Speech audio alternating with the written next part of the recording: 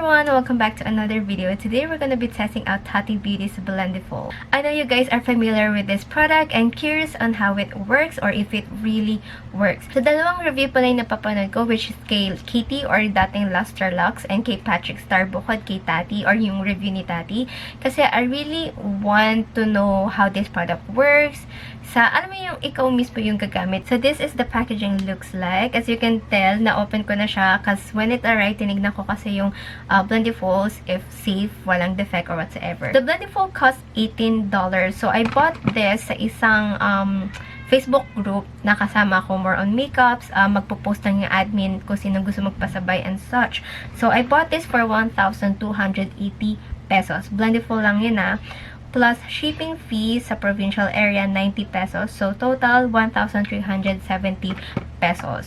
The Blendiful is the makeup applicator you didn't know you needed. This game-changing soft textured fabric tool is a blending dream that's designed to seamlessly apply and soften both liquid and powder products. The rounded edge and point tip helps you provide a perfect blend step-to-step in your makeup application. Buff in foundation with little product waste. Experience seamless contour, smoother concealer, and most airbrush powder application, even in those hard-to-reach areas of the face. Save products, save time, and become the expert artist of your own unique routine. However you choose to use the Blendiful, your look will be the one with no harsh lines every time. XO's Tati. Cleaning instructions included na rin sa website as well as sa packaging niya sa likod. So, it says, machine wash and dry in a delicate laundry bag or gently hand wash in warm soapy water. Rinse thoroughly and blot dry. Do not bleach, do not dry clean.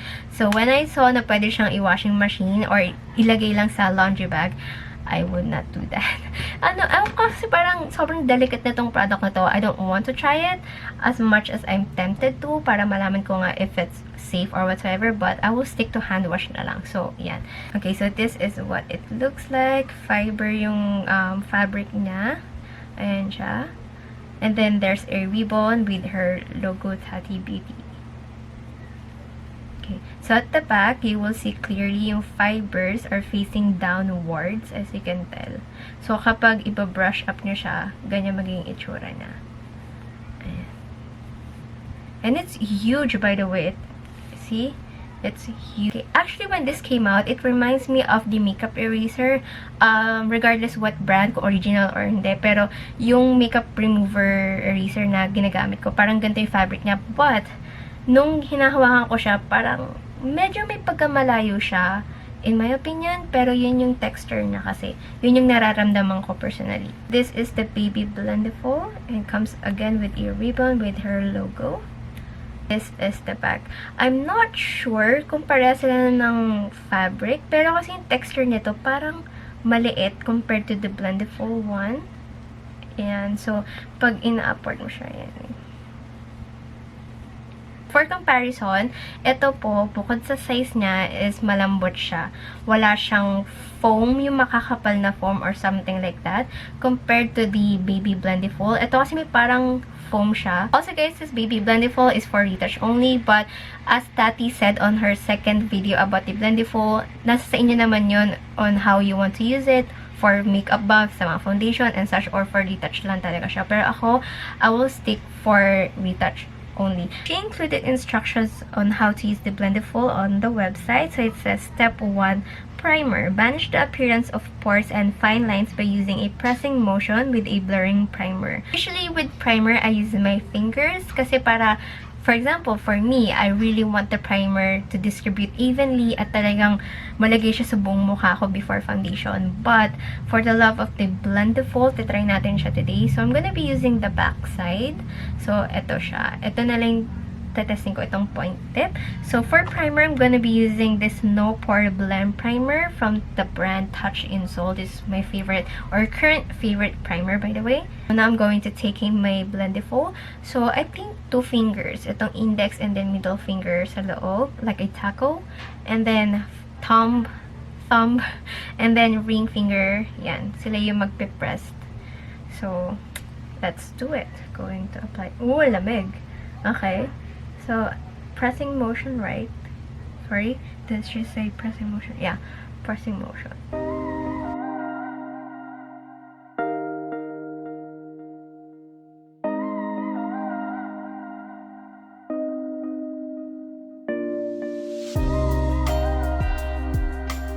Next step is foundation. Easily glide on foundation with a sweeping or buffing motion to achieve a flawless and airbrush look.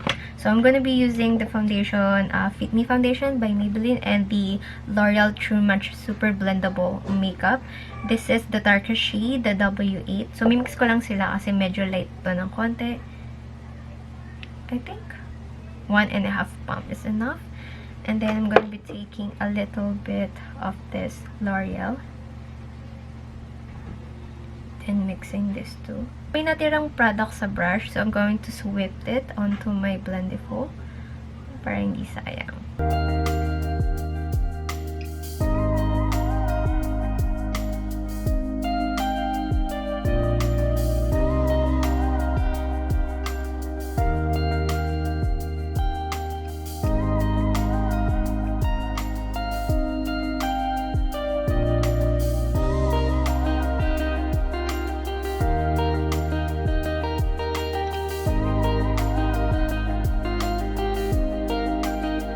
Not sure if you can see clearly, but on this side, this is not my hair or lashes. It's clearly the fabric o yung fiber dun sa Blendiful. Yeah, that's a fiber from the Blendiful. So,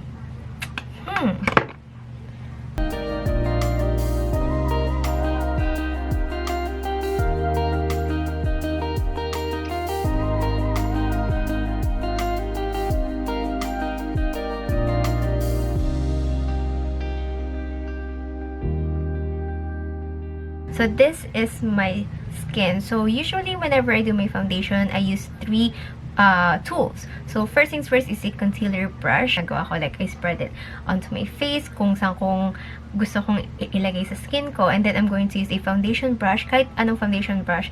It's either kabuki, flat brush, and such. So, para ma-distribute ko siya evenly. And the last tool I use is a beauty blender para mag-sink in yung foundation sa skin ko. So, imagine niyo ganun yung time na nako-consume doing my makeup or foundation pa lang. Pero nung ginamit ko tong Blendiful, napadali niya yung foundation routine ko. Again, pag beauty blender or yung regular na ginagamit kong 3 tools, it will take me like, not being OA, pero it will take me like 2 minutes, 2 to 3 minutes para i-blend complete yung foundation. Ito, 1 minute lang talagang tapos na ako. Ito yung aftermath ng Blendiful primer with foundation. Ayan siya, guys. This one. This one is a fiber, guys, from the Blendiful. So, that sucks. But nevertheless, push pa rin natin to. So, next step is concealer. Use the point tip to easily lay down a smooth and even amount of concealer where precision is needed. So, I'm still going to use this side. So, for concealer, I'm going to be using a sheer to medium coverage. This is the Maybelline Fit Me. And I'm just going to apply it.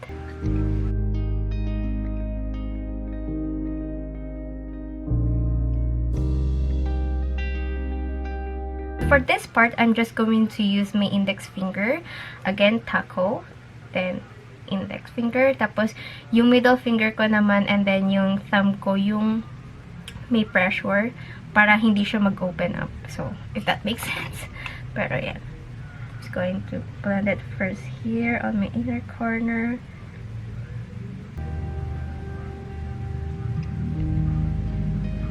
And then, see? I'm just going to distribute it.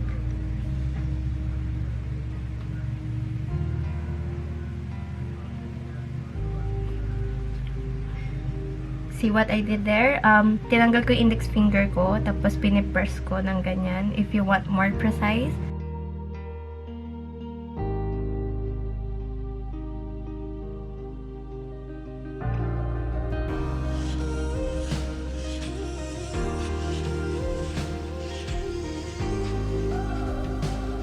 Next is contour. Folding in half around your finger, use a stripping motion to pick up and lay down your contour to the angles of your face, then softly buff out the edges.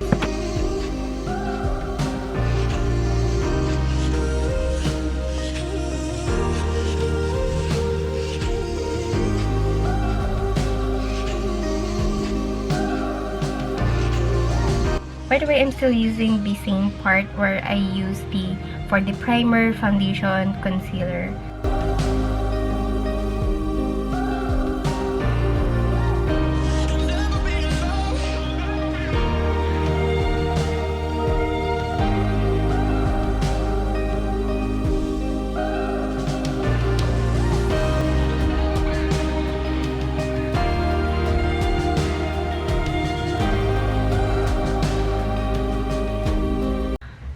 Forgot how to contour using a liquid or cream contour. Oh my god. Okay, I think that's enough. So let's move on to the next step, which is powder. Dip into your favorite powder and use a patting motion to lay down product to an airbrush lock and finish. I'm going to use my Nichido as always. My Nichido final powder. Okay, so I'm going to be using this part right here, a clean part. And I'm just going to use 2 fingers here on this side. So, ayan siya guys. So, I think I need to tap on product. Ayan siya.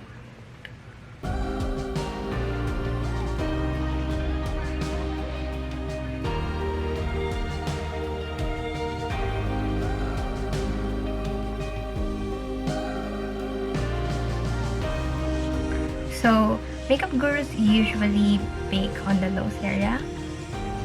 So, oops! Sumobra. Pero, yaman na. I'm just going to bake my contour dito para hindi siya gumalaw-galaw.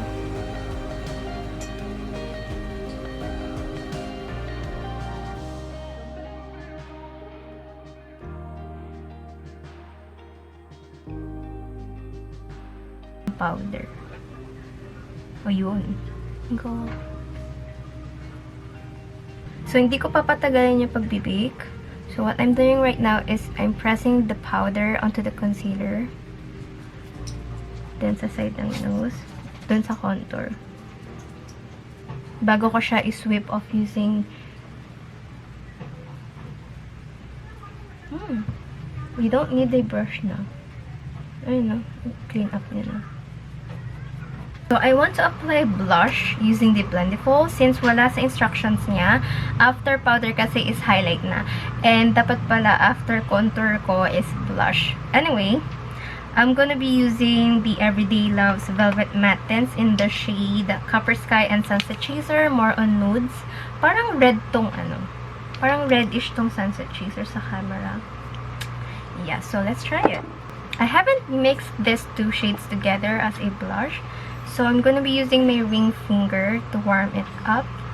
So, yun yung color niya. I'm gonna be using my middle finger, index finger. Ayan. For foundation. So, may product na siya. And then, I'm just going to tap sa product. I'm just going to start on this side. Woo!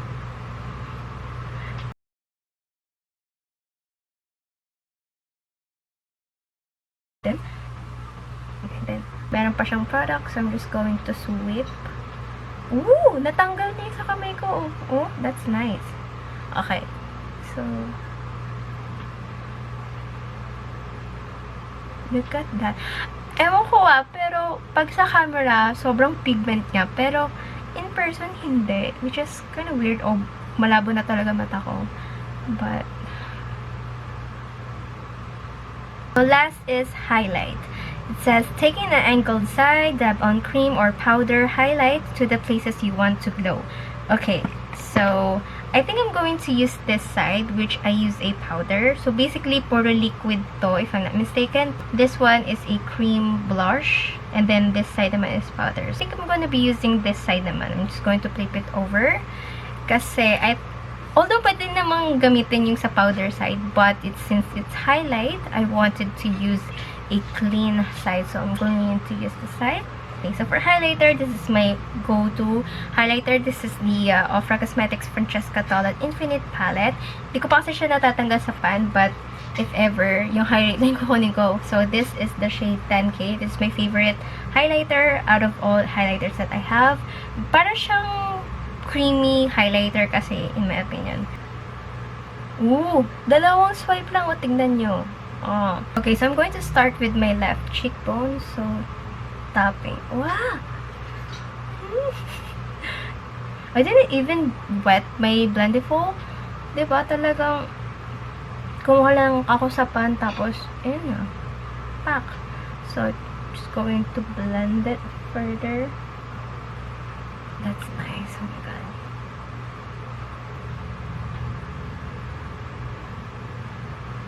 Wow. So, sa nose naman, so, gagawin ko, fold it in half dun sa dulo, like so. So, what I will do is, sa center ng nose ko,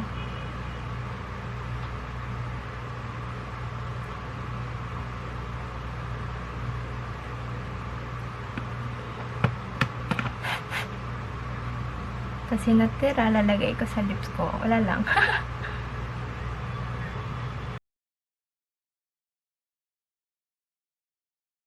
So, next time to give you guys my thoughts about the Tati Beauty Blendiful. So, let's start with the product packaging or yung packaging niya. Pag bibili kayo, again, it comes with a 2 Blendiful. Isang Blendiful at isang baby Blendiful. Linis niyan tignan. Diba? Sobrang minimalist. And any information that you need to know, yan, nakalagay dito na cruelty-free, vegan, kung saan distributed, kung saan gawa, and the address. Ayan siya. Andito na lahat ng ibang information na gusto mong malaman. For the Blendiful, I really do enjoy using this tool. Again, perfect siya for liquid, cream, and the powder. Also, I've mentioned earlier sa foundation routine ko, gumagamit pa ako ng 3 tools to apply foundation, to distribute the foundation, and to set the foundation onto my skin. Ito talaga sobrang dali niya. Less than minute ata or 2 minutes talagang tapos na ako, and that was so easy. Also guys, sa Blendiful, you can use back and forth. Although, dapat pala ginamit ko yung center side na to. Hindi ko siya naisip kasi gusto ko rin kasi itry yung likod, but they have the same fabric. Ganda tong dalhin if you're on a trip or on vacation or whatsoever. Hindi nyo na kailangan dalhin yung mga face brushes nyo. More on eye makeup brushes na kasi hindi naman nako-consume ng space much yung mga eye brushes, diba? So, kung sa face brushes ang dadalhin nyo, like for example 5, imagine nyo yung space na mako-consume niya at yung weight. But with this Blendiful, sobrang lightweight niya at tingnan nyo naman, napakalit ng size niya. It could fit anywhere. Curious lang ako sa Blendiful if okay ba siyang gamitin as damp, like a beauty blender? Okay, so yung mga comment ko lang dito is that yung fiber niya dumikit sa skin ko kanina dun sa foundation ko. I'm not sure why, pero the rest of my makeup like blush, concealer, powder, and so on, hindi siya lumabas ulit or hindi siya ulit kumapit sa skin ko, which is kind of nice, and at the same time na parang mag-worried ka na ganun na ba talaga siya forever or ngayon lang siya kasi bago lang siya.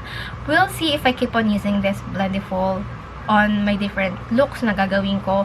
Glam looks, creative makeup looks. I will try this Blendiful for that. So when the Blendiful first came out, the first product that came into my mind is the Beauty Blender Powder Pocket Puff. I featured this on my video na sa channel ko. And for me, seeing this too and feeling it together, again, ito sobrang soft niya. As in, parang sobrang lambot ng foam na nilagay dito sa loob. Yan siya, sobrang lambot. While this one, again, dalawang side din naman siya. But the thing is, itong puff side is makapal. May silicone siya. May silicone talaga siya. Tapos, ito, yung parang yung mga sponges sa mga compact powder natin, parang ganun, or mga pressed powder. Ayun yung texture nitong powder pocket puff. So, I feel like if I'm going to use this for liquid and creams, instead na ma-blend or ma-distribute niya evenly onto my skin, is baka ma-absorb niya pa yung product. Diba? Parang, ewan ko, yun na yung unang instinct ko by looking at this one. So, ayan. So, yun lang yung thoughts ko. If ever may nakalimutan ako sabihin, I will put on the description box below or comment section.